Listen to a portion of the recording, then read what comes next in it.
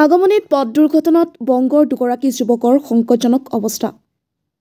বংগৰ তুফানগঞ্জৰ নাগুৰহাটৰ সেনপাৰাৰ শুভাংকৰ সেন আৰু ঋষি কুমাৰ সেন আহিছিল আগমনীলৈ।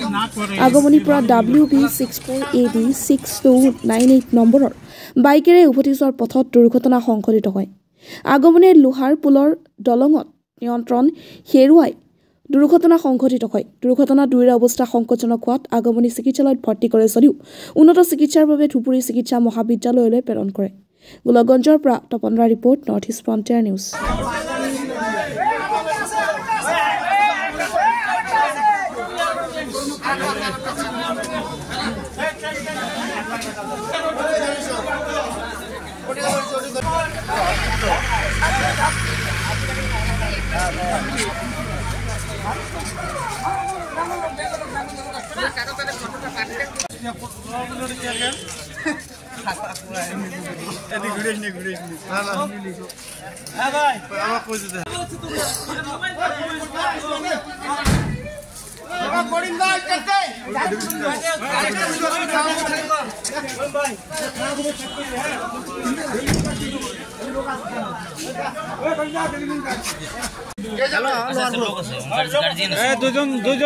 দুজন লগ যাও সাথে বেঙ্গল বাবুৰহাট নাগুৰহাট নাকি নাগুৰহাট